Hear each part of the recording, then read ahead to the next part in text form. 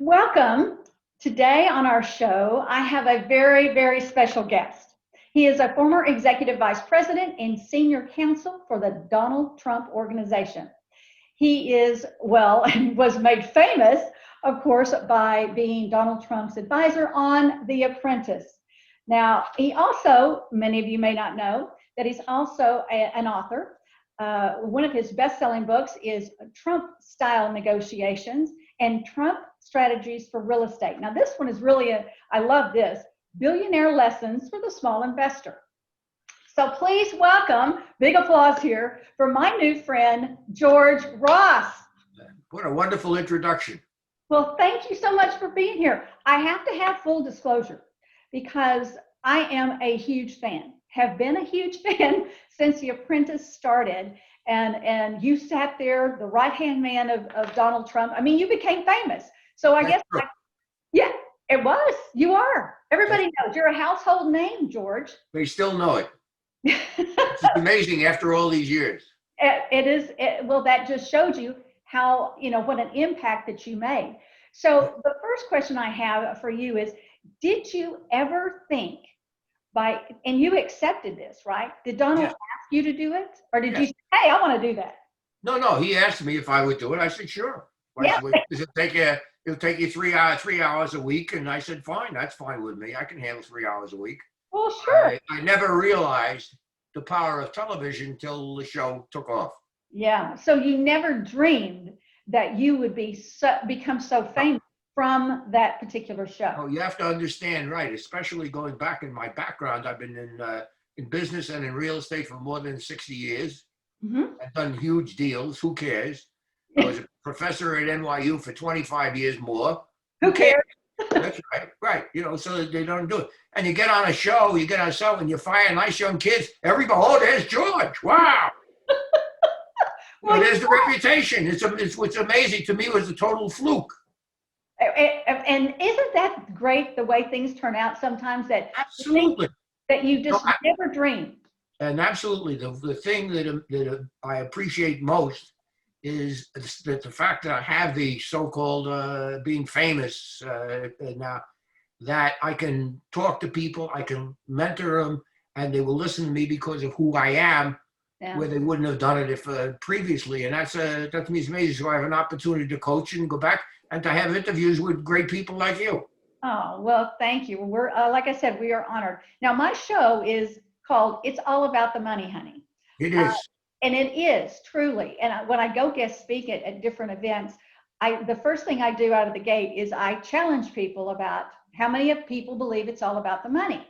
And, people are kind of nervous. They raise their hands and they're not sure what to say. They want to say the right thing, but maybe 20% will raise their hand. And then I show them in 30 seconds how you are either earning money right now, you are investing money right now, you are saving money right now, you're giving money away. You're doing something with money every single day if you choose to live on planet Earth. That's the truth. And you might as well accept it and be smart about it. So on our show, we are advisors to millionaires. So I know this is going to be a huge and wonderful experience for people to hear from you. So, but I do want, because I am such a big fan of The Apprentice, I believed, and I told people this for years, that if I ever became a professor, that I would use the Donald Trump Apprentice show as case studies. And absolutely. There are universities which have done that. Yeah, see there? Washington, which had a program specifically on the lessons of The Apprentice. I never heard that, but I always thought that would be so smart because that's all you'd need to do. Just have these case studies. So what is either the funniest, most fond memory, maybe most bizarre thing that you, personally for you, that you thought happened on the show while you were the right-hand man of Donald Trump? Right. No, that's interesting. First of all, I understand that the show was never live. It was taped. Right. There was no script of any kind. They could cut anything that they wanted out of it. Right. You never know how the episode would come out. Yeah. But one episode, one thing stood in my mind, and it was the contestants had gotten down to 4 people. And effectively, the task was that they had to get hold of a song, a songwriter had to have it recorded, played on the air, and effectively the listening audience, because it was satellite radio, the listening audience would say which one they liked, and ultimately that would be the contestants that won. So that was the task which was going on. So when I got briefed on basically what the task was, I said, wait a minute, let me look into this. What's it all about? And I knew nothing about satellite radio, nothing. I mean, I was in radio for many years, as you undoubtedly know. Well, that's what I heard. So that seems like that would be right up your alley. Yeah, but I didn't really at this point. I was never involved with regular radio, never involved with satellite radio. So the easiest way to find out is I went on a computer and says, what is satellite radio? And I found out what it was. Now it's broadcast from satellites, and it's not local. It could be national. It could be all over. And the premier one was Sirius Radio with satellite. So I said, wait a minute. I said, what the hell is Sirius Radio? Go back on the computer, Sirius Radio. And I find out that they have a whole bunch of different channels, which they put in, or rooms, do what you like, with different type of music and style or what have you. So now, and I found out, got information, that we're on a certain one called, not FM, but something like Sirius FM. And what they were doing there, Sirius Cafe it was. Oh, okay. So I says, what the hell is cafe? So I go on and yes, what is cafe? And I find out that cafe, the Sirius Cafe, the music which they have is something called alternative rock. Mm-hmm. What the hell is alternative rock? Go on the computer. Right, what is alternative rock? And they say alternative rock is a particular type of music now which you can understand the words, but it has a rock beat. And it's very famous by Wallflower and Dave Matthews. All right, now. So now this is all on the computer. Never heard of it before, whatever it was. Now you have to picture this to go over the time we're now in the boardroom. All right, and in the boardroom, and Donald says to George, why do you think the men failed? And I said, Donald, it's very simple. They took an R&B singer, right, to teach him alternative rock, and he didn't sound like Dave Matthews or Wallflower. It's the only time that I can honestly say that Donald was dumbfounded for at least 30 seconds. He looks at me, and I'm surprised. Everybody should know this. The contestants, they look at each other. What is this? Carolyn Kepcher, who was there, look at me dumbfounded, and I'm like, I don't understand what you're all concerned about. This is really simple. Finally, when it got over this, Donald looks at me, and I guarantee at this point there was at least a 20 or 30-second pause on this is when it's being taped. And Donald says, well, George had radio stations. That's how he knows all this crap. Oh. And you knew nothing. You did like every Nothing. Yeah, 16. Nothing, but as soon as I said it didn't sound like Dave Matthews and Wallflower, everybody gasped. I think that's brilliant. Well, and that's great to have those, special memories that nobody knows behind the scenes. Correct. But the point is that you did the research. You weren't going to just go on and just wing it, telephone it in, or whatever they call it nowadays. You said, no. If I'm going to be on TV, I am going to know what the heck I'm talking about. Yes. So that's good advice right there, George. Good advice right there. And if you don't think I didn't research you're wrong. Uh-oh. Well, I'm kind of... No. Oh, well, you should be proud of everything that you did. Oh, everything that you did and everything that you're doing, and especially the fact that you're coaching and counseling and maybe make people's lives better. If they listen to you, that's up to them. But if not, at least you get the experience of being a teacher and having pupils that you hope maybe they're better off. They as are. a result of what you're saying. Well, what I say is that, why my life is so good is that I get to wake up every single day knowing that I have the opportunity to help people's, their financial lives, improve it. Because, and like you say, though, people don't have to, they pay me a lot of money You're for my breaking up. advice. They pay me a lot of money for my advice. Now, whether they take it or not, George, you're right, is certainly up to them. But Yeah. luckily, knock on wood, most people do when they pay somebody for their advice. Well, So, right, but one of the things is what's happened, notwithstanding the fact with the COVID and everything else, is now I am coaching people mhm. all over the world.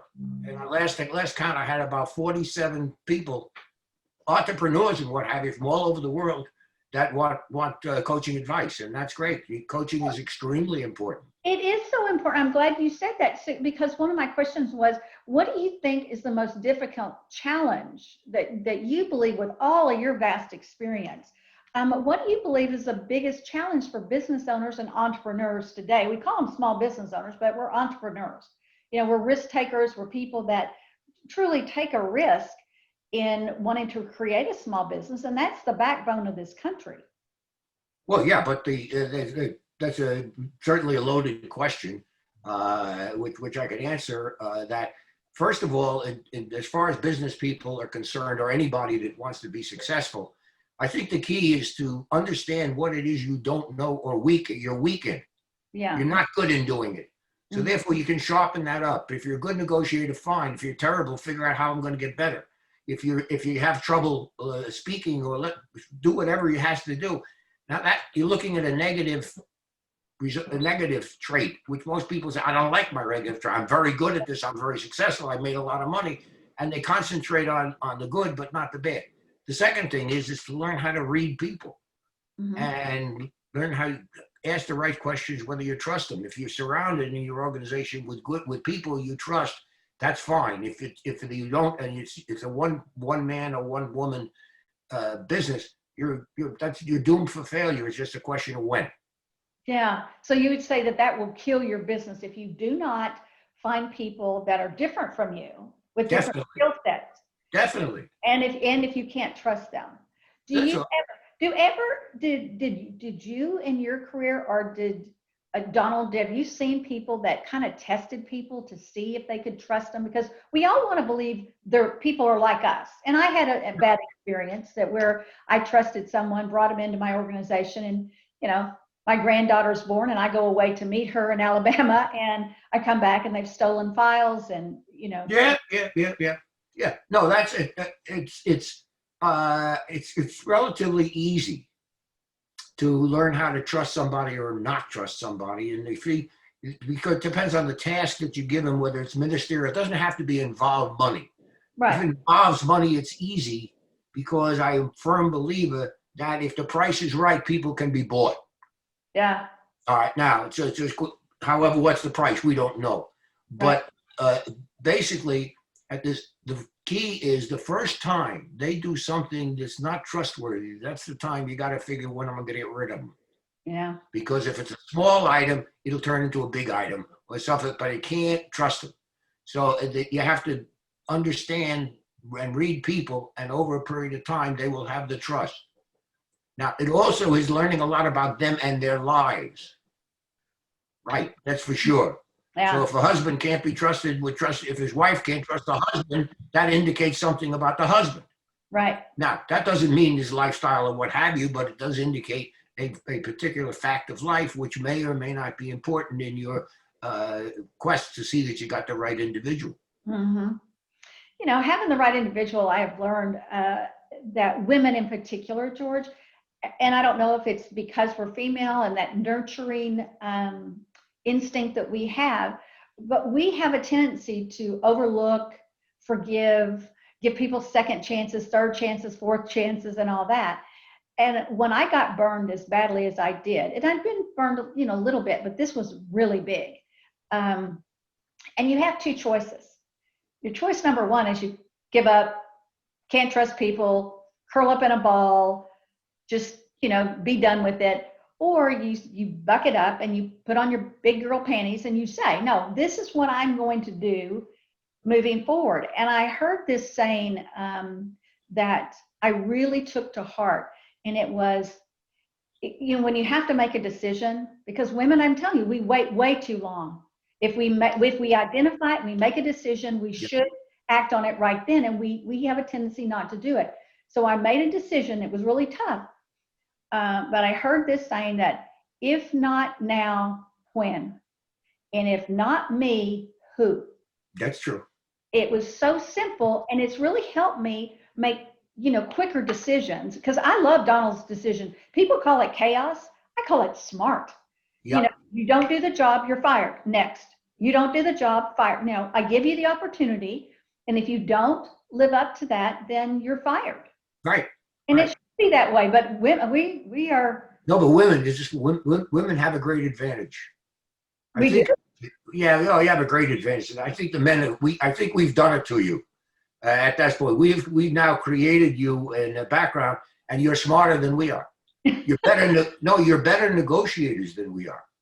And the reason I say that is my wife was never in business, but I can bring a business situation to her, and she'll give me an immediate decision.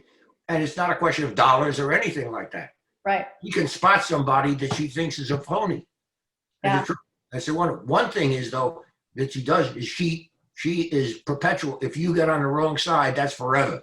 Yeah. You can never win back. And don't forget the second turn. You get one chance, right. And you screw up the one chance, you're through. But basically, women have an intuition. I don't know. I think the men created it somehow. It's worth billions if you could ever bottle it. But they have that sense. That's why, if you look at the trends that's going on, look at the executives in the major corporations, and how many of them are women. Yeah. The CEOs. Yes. Executives. Why? Because they also look at things differently. Mm-hmm. They don't get tied up with certain the good old boy concept, or he made a lot of money. Somehow they can sift through that and come up with an appropriate decision. So, as far as concerned, one thing in the Trump organization, when we hired somebody, it was never a question whether they were male or female, they were black or whatever it was. It was a question of the talent, and did they have the spark to do that job? Yeah. The answer was yes. Give them the opportunity. If they succeed, reward them, and if they don't, fire. Yeah.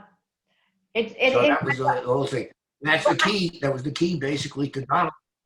Well, I was going to say, and he said that all the time on the show. This isn't personal. I like you as a person, but you just didn't do the job. So it's not. I'm not going to. I don't like you. I'm never going to speak to you again. I thought that was so smart of always saying, it's just you didn't do the job. That's correct, and that's not the question whether I like you as a person. Yeah, I may like the job. That's all it is involved. Yeah. Yeah. And that's basically what it was. The whole thing about.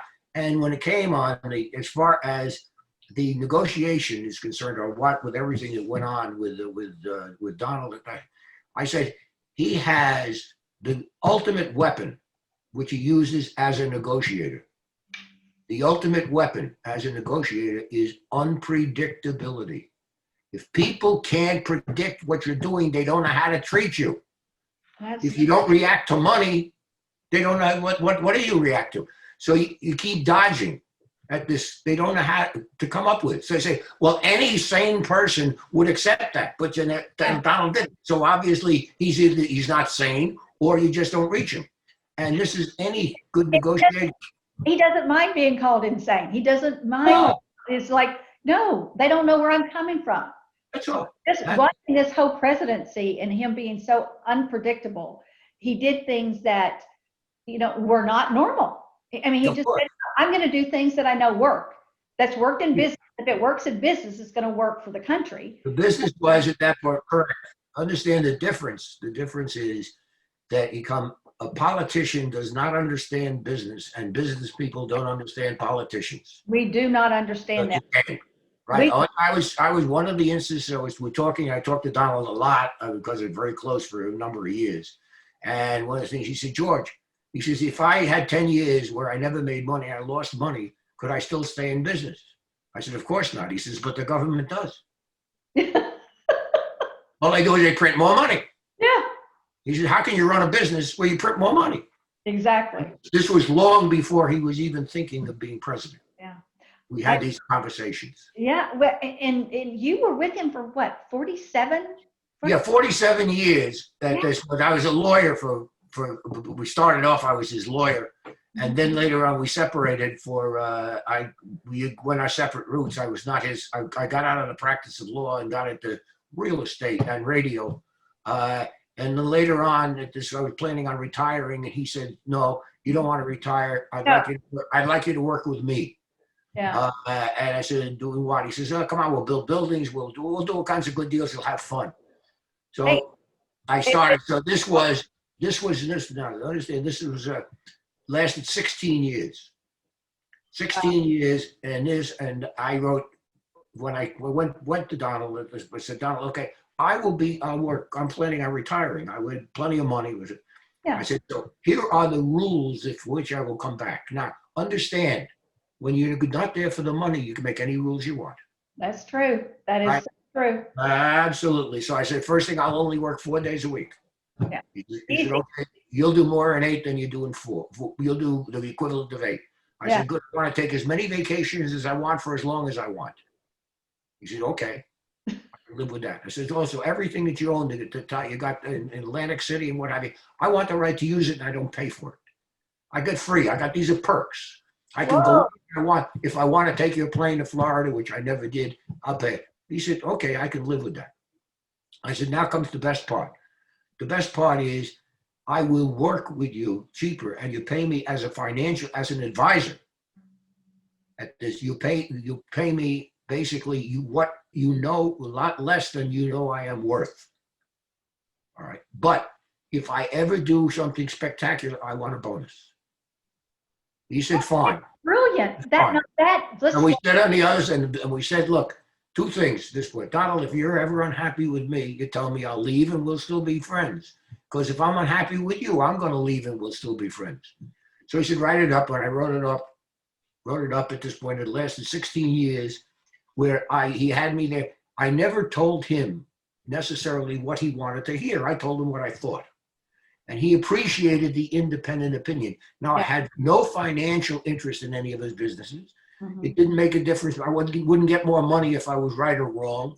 And in addition to that, we were never friends. It was totally a wonderful relationship. It is of 2 people trusting one another in what they would say or how they could say it. So he could tell me anything that he wanted. And it lasted basically for 16 years. That's amazing. Yeah, the amazing part is. But I think you're a better negotiator than Donald Trump. So did you teach him how to negotiate?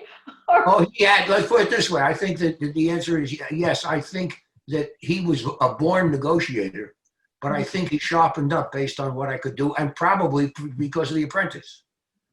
In other words, the things that I said or how we handled the individual meetings in The Apprentice, that he accepted it. Yeah. And to a certain extent, I think he was unhappy because I became almost as famous as he did from The Apprentice. Almost? No, George. My competition. Almost. Almost, yes, almost. Not almost. No, George, I don't agree with almost. Okay, but interesting that this thing came through with just to finish it up. The best deal I've ever seen in real estate was 40 Wall Street, which Donald bought a 1 million square foot building. 40 Wall Street. For $1 million, $1 a square foot for a major office building. All right, in New York. Had a terrible lease. At the time that he bought it, it was totally vacant, needed a lot of work, and there was no real estate market, no office market in New York. And he bought it. Bought it on. Asked me what I thought. I looked at it and thought different sides. I said, Donald, don't turn it residential. I think it'll work as an office building. It's going to take a lot of money, a lot of time, and a lot of effort, but I think you can do it, and it can be done. All right. Now, the answer is that we did it for basically almost 10 years. That deal, when I left it, was worth $520 million. Wow.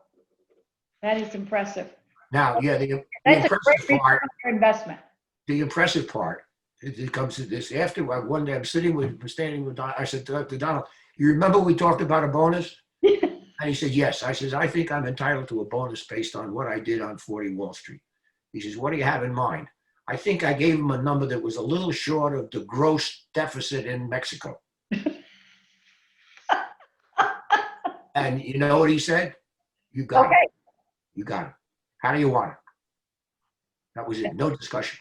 That is amazing. Yeah. That's, you know what, I would love to have relationships like that. I have great partnerships and relationships after my first mishap. But, you know, to have those good relationships where people just do what's right and what's fair. That's all, to me, that's all you have to do. When someone brings me an issue in my company, I always ask that question, George, is, okay, they tell me the problem. The first thing I always ask when somebody comes in with a major problem is, can this problem be solved with money? Because if it can, it's really not a problem. That's true. Period. And then when they tell me the problem, it's okay. So I want everybody to be, you know, bring it down. But, you know, what is this issue and what is right and what is fair? And if there's two people, I want to hear from each one of them what they think is what's right and what's fair. And I've been able to solve problems by, you know, making it as simple as possible. But is there any key advice you can give because we have a lot of listeners that they are not millionaires yet, so they're not our clients, but they listen loyally to our show. We have so many clients and so many listeners that are real estate investors. Mm-hmm. Is there anything that you can give as advice to, like, if I could only give you one piece of advice about real estate, what would that be? Well, no, I don't know why real estate is basically a different category. It's business. I think the reason it's a different category, it's there. It's always going to be there. And I always say God only made a certain amount and that's it. You can't go more. But you can put your finger on, say, this is mine. I have a deed for it, which it has a continuity, which many businesses don't have. So, and the other thing is that real estate over a period of time will appreciate in value over a period of time. That doesn't mean short range or long range at this point. But from the time you got it, if you hold it long for a period past the cycles, it will have appreciated in value because it keeps up with inflation. So that's the key. The key is that anywhere in the United States? Because I know in Oklahoma, it consistently is 4 to 6% always. So you're right. It keeps up with inflation always. And then there's sometimes when, like the real estate market right now, is you put your house up for sale in the area that we live in, which is just north of Oklahoma City. I mean, you're going to get 5 offers. And we're going in a pandemic because people are moving from New Jersey. But not only that, wait a minute, you got the other, it looks where you're located. You're 17 miles away from Oklahoma City. You're a suburb. It's a rich suburb. So when you get to real estate, what is it? Where is it? And what can I expect at the present and the future? And then it's just saying, good. Does it match my portfolio at the time?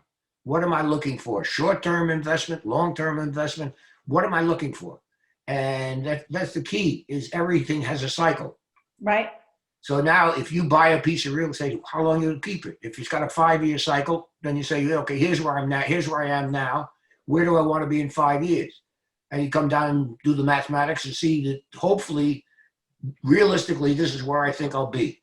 Now, if you can live with that doomsday scenario, right, then buy it, because the chances are it's not going to be as bad as that, but it may not be as good as you figure it is, and everybody figures the good side. Well, this will go up 5%, 10%, and this is traditionally what it was. And yes, houses in Oklahoma City over there, and the oil, they can figure all the things, but it doesn't necessarily follow. It's one piece of real estate. It's one deal. You could have 2 houses side by side. One will sell for a lot, and one they can't get rid of. So real estate is entirely different, but that's the nature of investing. And it's no different, except that I heartily recommend that anyone that wants to get into real estate deal with the experts, deal with the people that are knowledgeable in what you have in mind. Don't just take it by my brother-in-law who was very lucky and he bought this or whatever, or deal with a lawyer that doesn't know. No, deal with the experts and get all the information. get all the brokers, and then make a decision what you want to do. That's the key. Now, the key bit of advice that I'm giving this point, that they say that when I tell people that why are you successful in negotiating? To me, because I've made a real study of it, and besides having written the books at this, I said, why? Because I will listen to what people are not saying, not to what they are saying. Because they won't tell me what is not in their interests. So I have to figure out while I'm listening to everything they're telling me it's right. I said, what are they not asking? What are they not telling me? They want to sell the property. Why? How did they arrive at the price? So now I'm concentrating on the information I need in order to do a transaction properly, but I don't get swayed by the fancy talk of how they made all this money or what they've done. I've been in 40 years and I never did a bad business and so forth. The first I went with a lawyer one time, he says, you don't have to worry, I'm trustworthy. Now I knew immediately at that point, they'd forget it. Yeah. I got a problem. Yeah. Right away. This way. Yeah. So, what do you do when someone calls you there? They tell you they want to make you an offer. Yeah. I have, and they hem-haw around it. Well, Victoria, what if you want to sell this building? And what are your long-term plans? And they just hem-hawing around. You let them do it for about 10 minutes, and then you say, spit it out. Yeah. What is it you want? And then they say, well, we just want to know if you'd be interested in selling this piece of property. And the answer is, well, got it. But the key, right? Are you interested in buying this piece of property? Mm. Now, the next question is fine. I would be interested if the price were right. Right. All right. Now, and they come in at this point, they say, well, the price is $1 million. I said, well, that's not the right price. Exactly. How did you come up with $1 million? I want to hear it at this point. You know what they want to tell you is that I have a beautiful $1.2 million building here. It's all granite. It's really beautiful and 14-foot ceilings, and we've enjoyed it for a long time. But there's a lot of money into it, and I have enjoyed it. And they want to tell me that, well, Victoria, this just happened 2 weeks ago. This was not part of our discussion, but now that we're talking, I'm thinking about these guys, and they say, well, we're not interested in the building. It's the land. So they don't want me to take into consideration the building. Well, you know what? I live here. Yeah. This is where I work. This beautiful building is for me because I work a lot, for my employees, I have attorneys in this building, I have insurance people, and our clients. So there is value there to me. So when they come back and they're like, we're not interested in the building. In other words, they're going to level it and put a Trader Joe's here on this 3.5 acres. It's like, well, the price isn't right to me. Yeah, but then you got that point. Then the next question. What do you plan on doing when you take the building down? I'd like to hear the answer. Yeah. All right. Now, if they say, good, that I've got an arrangement with Trader Joe. So I now can get them to build that building. All right. That's nice. I said, good. Why Trader Joe?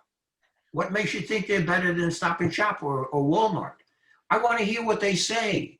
Yeah. Understand? I want to get their answers this way now, and then I can analyze their thinking from what they are telling me, but they're answering a question which I raised that they didn't say in the first instance. And I said, I want to sell this piece of property for $1 million. I says, how'd you get to $1 million?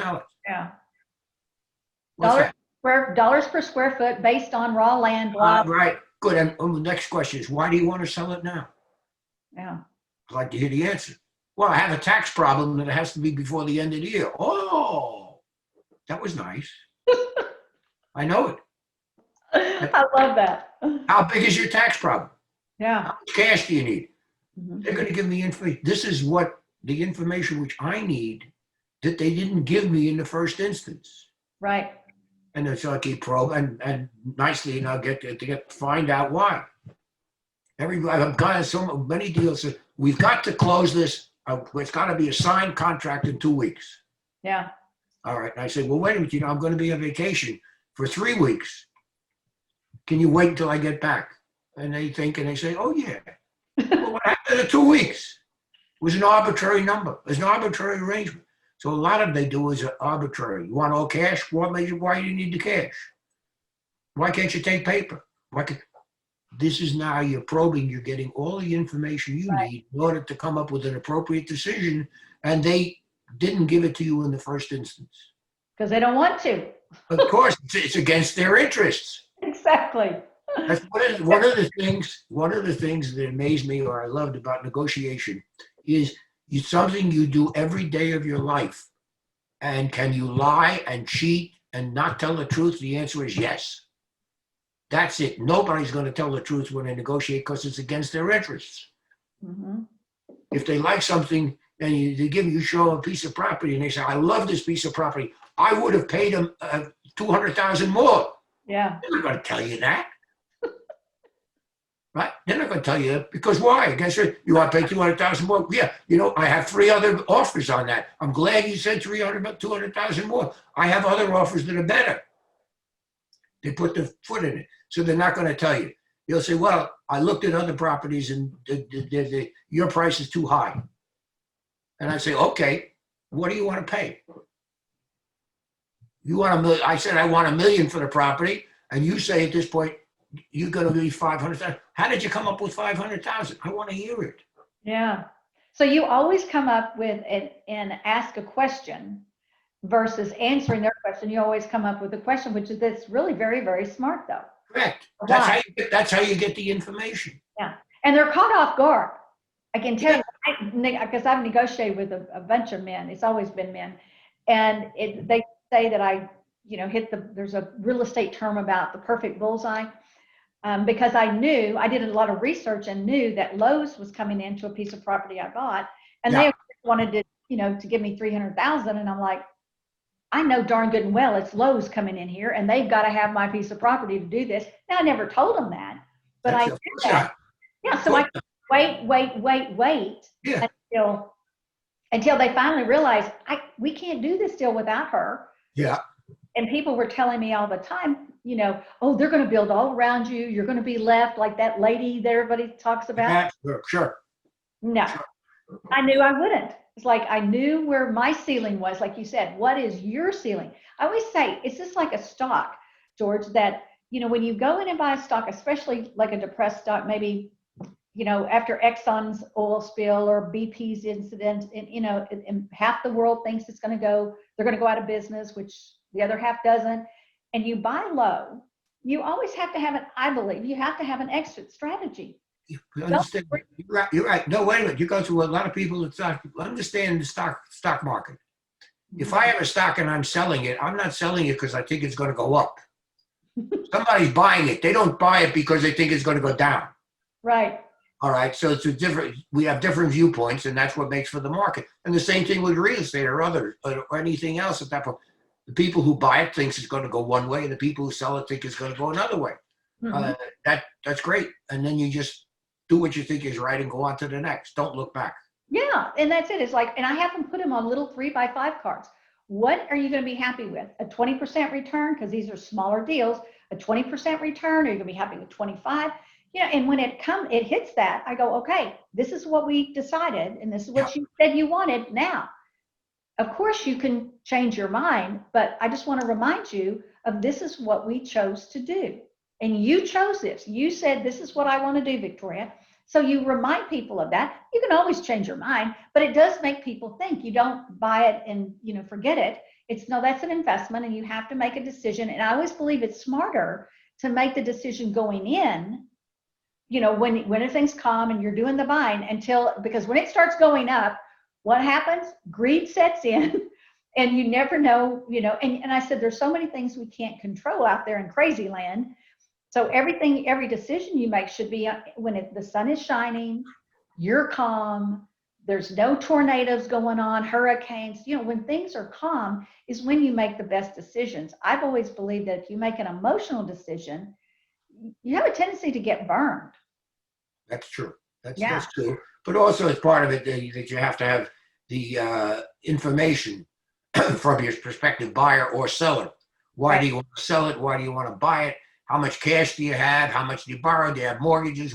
So you know whether or not they can meet their what the desires are. Yeah, they're goals. So, somebody says, I want to go in a safe deal that makes 25% a year. Forget it. It doesn't exist. Because you can't have you want to take a risk, fine. You want a safe deal that shows 5% a year? Yeah, we're talking about something we can do. So you have to know a lot about your potential customer. Yeah. So what do you think is, for you, the the trait of a successful person? Because you've known a lot of people, or Yeah. just being on The Apprentice, all the people that you got to meet that were successful people, working in the Trump organization, doing so many deals in New York. You've got to have, this wealth of knowledge. What is the number one trait that you believe is the most important, that you go, that person's going to be successful? What is there one trait? Sure. The answer is yes. The answer is at this point is that they have the ability to communicate with everybody, that they can feel comfortable with whoever they're talking with, that they're friendly, that people would want to do business with them. They say, well, that's a nice person, that's trustworthy, right? And create that feeling. If they think you're nice and like you, they'll do everything. If they don't, they will not. So you have to get to the personal aspect of it and get them to recognize the personal aspect so that they're comfortable. Now, that may mean changing your what you say and how you do it immediately. If you're dealing with somebody that only talks in 4-letter words, you better learn how to talk in 4-letter words. If you know somebody that talks and how much money they make and so forth, that they only talk in money, then talk money. So you're like a chameleon, which is the animal that blends in with the background. Yeah. So whatever it is, that's so what you're bonding with them on their turf, whatever. Absolutely. Okay. Absolutely. Yeah. The bonding on their turf. And I think one of the key examples of bonding on their turf was I had a deal in Texas, which is not that far from where you are. I was buying a hotel. The hotel was $1 million, $1 million paper. So the hotel needed a lot of work. And I went down there, met the lawyer in Texas, and he says, come on, you come to my club. All right. So we come to the club. Now, I understand in New York it's different. I get off the plane, I want to finish the deal. I don't want to, right. I'm not there to. So now you go to his club, we have drinks, we have lunch. And then he says, well, the deal, you want to pay $1 million in paper. We want $1 million all cash. Yeah. And why didn't you tell me that when I got off the plane? Because you wasted my time. Oh. And I got on the plane. But the style was different. Yeah. The style was in Texas, we got to be the old boy's friend. I take you to my club. And you're comfortable, we'll have a few drinks and then right. Yeah. So that is so true. That's it. Now, look, on the other side, if it works, do it. I'll do it. Yeah. If it works. All right. Now, so I have to understand everybody has buttons which they respond to. Find out which one they relate to, and effectively, that's the way to get to them. So if you can find out as much as you can how they act, if they're married, do they have children, what their hobbies are, you can get all of the information. Now, if you can get that information, now you have the basis of a relationship, a discussion, because you know what they're interested in. And it's not necessarily money. It's not the deal necessarily. No, it's not necessarily. They want to bond and they want to relate. They want to work with somebody, and correct. They're going to trust you more, especially like you said, though, George, it's all about the research. When somebody comes to me, and I keep thinking maybe it's just me, I get a little, or maybe a lot, sensitive when someone comes and says, oh, Victoria, tell me a little bit about your business. I'm like, go to Facebook, go to LinkedIn, go talk to your banker, talk to anybody in town, listen to the radio show. When they want me to spend time telling them about who I am so they can build that relationship, my deal is that you should do I don't give any of my clients work. They don't do work. We do that for them. Sure. I was in a boardroom with one of the 3 partners out in California, one of my clients, and I'm sitting at the end of the table with his HR person, and he's sitting across from us, and the HR person is telling me that we should, Mr. Hodges should go online and move this little teeny tiny account. $100,000 is a lot of money to a lot of people, but for this man, it's Forget it. It's petty cash. yes, it's not even, and it's like really, Yeah. and I couldn't even look at the client. I couldn't even look. I sat there and smiled and listened and listened. I said, why don't you and I do that for him? Why don't we do that for Mr. You're telling your boss. I'd have fired him right then. I'd have been Donald Trump and gone, buddy, you're fired. But having people ask you to do work when they want to do business with you is what you're saying is totally the wrong approach. You should take the time, invest your time, whether it's the deal, whether it's a real estate deal, or whether it's you want to do business with this person, or maybe you want to hire that person, is to take the time to do the research. That's your job, right? Absolutely. Yeah. Absolutely. That's the key. But there's there's a big advantage in the fact that what's going on now because of COVID, and we're doing virtual, right? We're doing virtual. So we have not met. Regret, Charles. George, it's my only regret that we sit down over a cocktail. Right. We don't really have a long-term relationship by any means. I think you know who I am probably more than I know who you are, except at this point from what I can read, and that I've done a lot of the research. But then what it has is we have an opportunity to look at each other, right? Yeah. So now I look, right, and so you only have one time to create a first impression. True. All right, now, so you get the first impression, and this is based on years of negotiation. And I look at you and I say, fine, first of all, I like the fact that you're wearing a red dress. It's a red blouse, whatever it is. It's very pretty. You got earrings, which are fine. They're earrings, so you show you're feminine. They're not extensive earrings. You're not wearing anything around your neck, so I have no jewelry. Now, when I look at this, now this creates a certain impression. I could be right or wrong, but it's the first impression. Right. Now, having looked at what I see, and in addition to having checked your background based on what it is you say in your podcast or whatever else that you do at this point, I say, is this somebody I would be willing to do business with, or think I would do business with, because I think they can be trusted and they would come. Now, it's all supposition, but it's the basis of whether or not you would want to do something with those people, right? Mm-hmm. I also look at what you put on your wall behind you. All right? Right. Yeah. Okay. What's the arrow? Why is the arrow up? Stock market. Stock market. Fine. No, I'm now saying, good. But you put an arrow set up, which immediately said, wait a minute, they're thinking of things up. And I see it looks like a Federal Reserve or the courts or what have you. But you get, so there's an atmosphere which has been created that you can look at, and it gives whoever is looking at it certain impressions which you think are favorable, which they are, and that's the key to it. People want to deal with somebody they feel comfortable with and somebody that's on the uptick. Oh, I just do these things because, and maybe just naturally, but it is natural.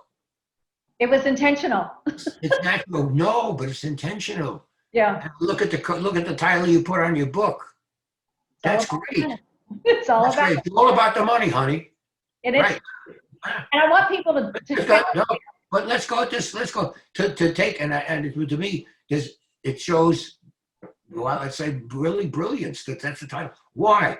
Because it's all about the money, but then you put honey.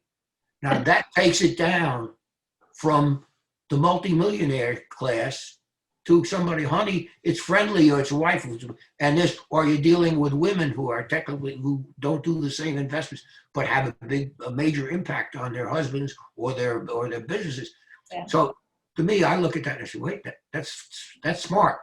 Thank you. Because I was going to ask you about branding. Branding is key. Yeah, because I was going to say, is it negotiation skills? What's the most important? Is it marketing? When you start your business, because I didn't have a marketing budget when I started, so I had to come up with really creative things. So in your opinion, because again, you look at all these people you have met, is it their skill? Is it their negotiation skills, or just their money, administrative? What is that? Or is it truly, the brand that is most important, marketing and branding? Yeah. It's you got to market. You got to brand yourself. There's something that you do or everybody does, which is desirable, which other people want, and that's basically what it is that you have to sell. That you have to brand it so that they know that they can look at this. So they brand that person is truthful.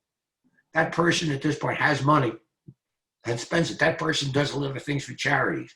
They're important in their community. So it's really understanding who you're dealing with and what that represents in the overall transaction or meeting or whatever. So maybe we don't make a deal now, but how about in the future? Yeah. If I have something, if I understand now that you like that you what you like is you like to make a transaction where in 1 year you double your money. Now, if that's what you have, good. Now, knowing that, I got to come up with a transaction that's going to do that. But understand, with that transaction, you have two choices. 1 year, you double your money, or 1 year, you lose everything you put in. Mm-hmm. But I can't get you a safe deal that's going to do that. It's not realistic. It's not realistic. No. So are you looking for flyers? Or are you looking for long-term investments for you, for your child, for your children, for your family, whatever it is? Or is it a combination? So they sell a combination. Some investors say, well, I like a minimal return, 5% return, but it's good forever. And I don't have to worry about it. So I'm dealing residential in a great community, right? And I'm only 17 miles away from Oklahoma City in an upbeat community. All right, fine. All right. On the other hand, at that point, at 5%, I can't live with. So I want something that's 10 or 15%. Different investment, different thing, different place. I can't give you that where you're looking at, but that if you understand what they want, really, you can then come up with a project which meets their requirements, or possibly, or tell them it's totally unrealistic. Yeah, and I have done that in the past. Especially, that's the key. Yeah, he comes in and they, this gentleman wants me to. He wrecked his portfolio, of course, in 2008, and he wants you to, whatever, Victoria, I'll sign an agreement. I will give you all this. You just double my money, take all the risk you want. Sure. And I just stood, I didn't last 5 minutes, and he was a nice gentleman. He was referred. I stood up, shook his hand, said, Mike, it has been a pleasure meeting you. That's not what we do. Oh. And it just, sometimes it's better to walk away, isn't it? Because no, absolutely. No, that's a wonderful trait, to walk away. And when you stand up and say goodbye, they know you mean it. And it's not only that, many times, I can tell you how many times I stood up to leave. And I go to, they don't let me out the door. Yeah. No. What previously, what they said, what you came up with, George, is totally impossible. I said, well, I'm glad you feel that way about it because I'm on the next plane.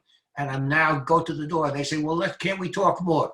What happens if can't we talk more? What am I going to get less? Yeah. No, they're going to be, negotiations are still going on. So that part of it is to say, when's the time to take a walk, or when the time to, and understand that good negotiations take time. Yeah. They don't happen in a hurry. Yeah. And you have to establish the relationship and the friendship or not friendship. And the key to a good relationship is, or you made a deal, is the deal is not what I wanted, but I can live with it. Yeah. And if I have to, I can go back and negotiate with the other side if we have a long-term relationship without going through the lawyers. Oh. The best legal document, the best legal document is the one that you never put in a drawer and never look at. So I used one of the keys that came over, things that came, was I'd be sitting at this in a particular negotiation, and I said, I'm going to sue your client's ass. And I'd say, great. I'm a lawyer. That's how I make my money. Yeah. I'll take the paper. Give me the summons and complaint. I'll do it right now. Yeah. And so what happens? Litigation wasn't the threat. Right. At this point, that's what he was perceived to be. That I should look at it as a threat. But as far as I was concerned, hey, this is what I do. Yeah. I'm living. Yeah. I got kids to put through college. I've got a retirement plan. I got stuff. So please sue somebody. Okay. Anything else I can talk to you or say? This has been a very pleasant conversation. Oh, it's been such a joy. I want to know two more things. And one is, what decision do you believe that you maybe made in your life that you really believe changed the trajectory of your career or your lifestyle? Okay, that's easy. That's an easy question. It's an interesting question, but it's an easy question. I was going to be an engineer. I was going to go to MIT at this point, and I had the grades to do it. At this point, my family we didn't have that much money, and that was fine. That was all set. And then my father died of a heart attack when I was 16. My two brothers were in the army, so now we have no source of income. And now, how are you going to go? But being an engineer, going to MIT was out of the question. So I joined the army. All right, because the army at that point said if you join out, when you get out, we'll give you a GI Bill, you can go to college. That was my only way to go to college. There you go. Now when I went out, right, and went to college, and I didn't know what I was going to do, but later on I said, hey, maybe I'll go to law school. Well, and now, so for no particular reason, but it's always a good background. It's always a good background. Right. Now, and he said, and fortunately, I met a wonderful woman. We've been married very well for more years than I can explain. And she helped put me through law school.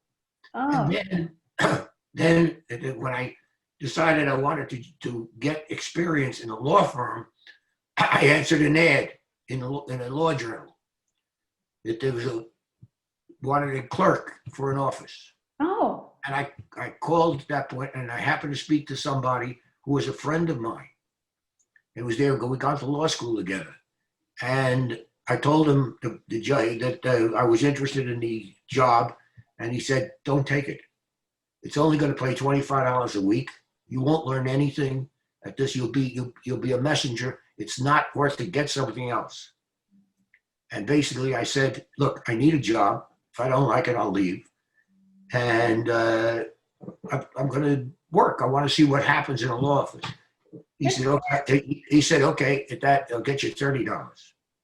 All right, you ready for this? The law firm was a real estate law firm. Wow.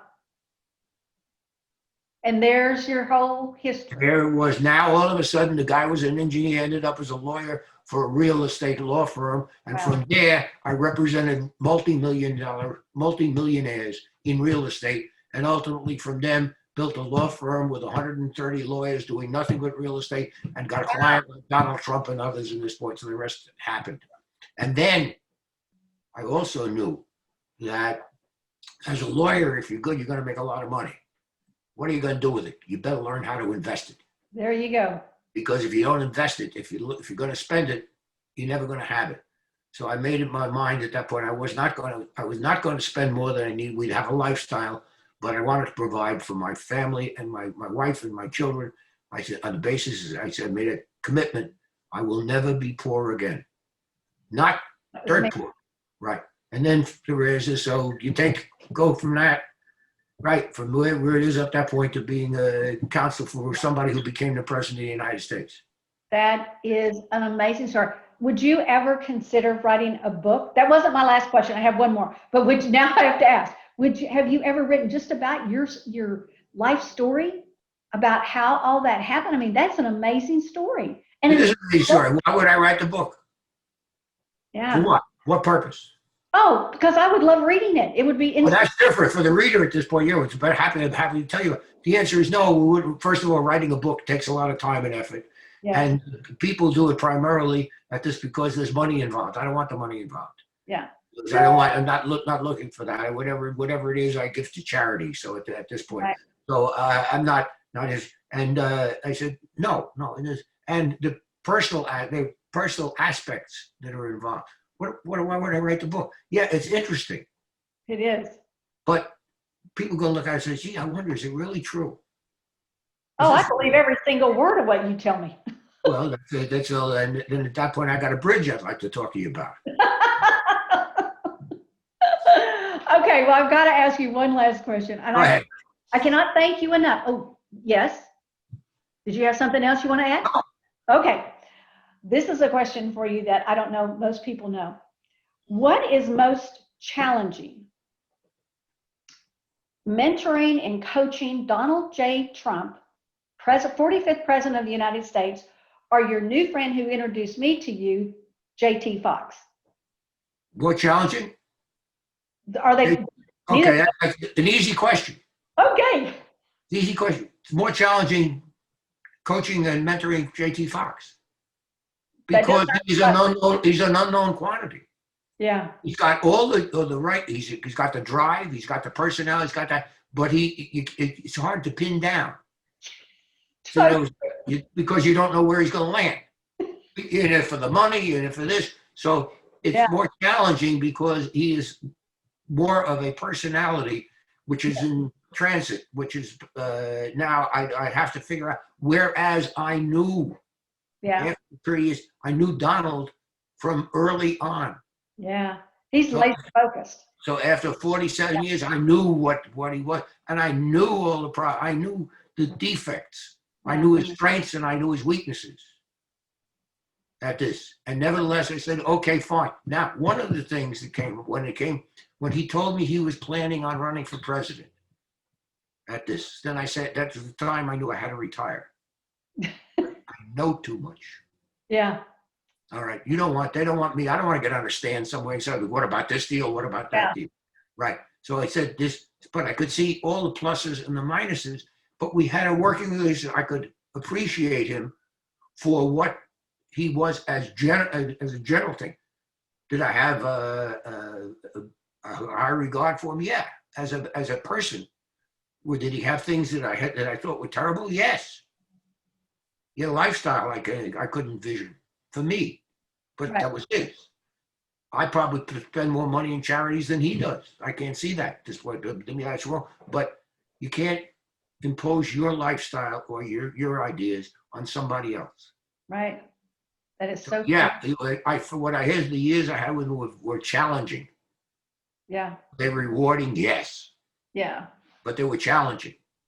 Was there ever a time when you convinced Donald to either do something or not do something? Yes. That you're most proud of, that's just like, you never thought you could convince him, or you? No, I never thought. It's not a question where I thought I could convince him.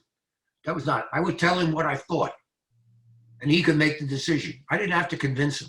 All right. The only time, basically, not the only time, one of the times that I was dead set against was when he wanted to do this Trump University.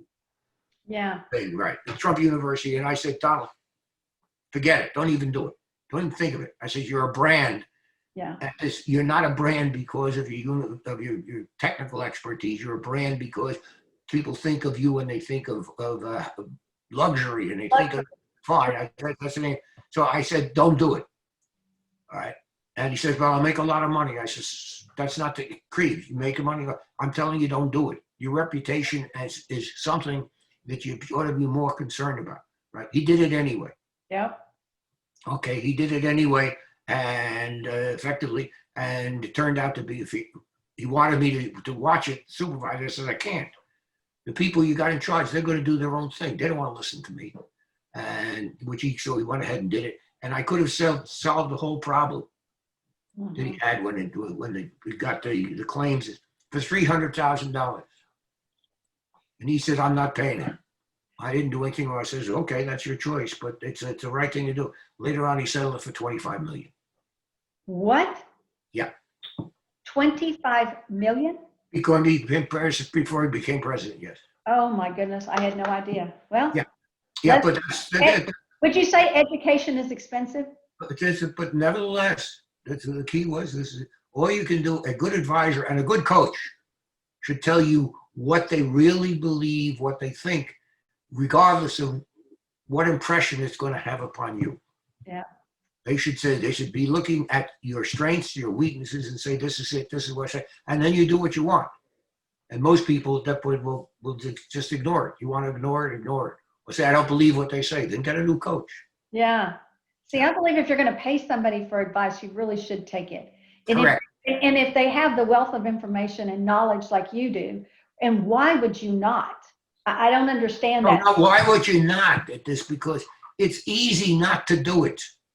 The one thing when you say a challenge, and one thing I see about JT, and he'll call me and he'll ask me a particular question. I said, JT, you know the answer. Why are you calling me? And well, I wanted to hear what you said. And I tell him what to do. The next day he'll do it. Yeah. The decision is over. Yeah. In other words, he will react to what the coach has said. And many people do not do that. They listen to what they say, but they don't have the courage to take the step. Yeah. Pull that trigger. Thank you so much. Is there anything else that I haven't asked that you think is so important for investors, for business owners? No. My feeling is, if based on my background, my experience, and a number of years, why not make somebody's life better? Yeah. Why not? To me, as a teacher, that's the key. If your pupil becomes successful or better because of your teaching, that's what you do it for.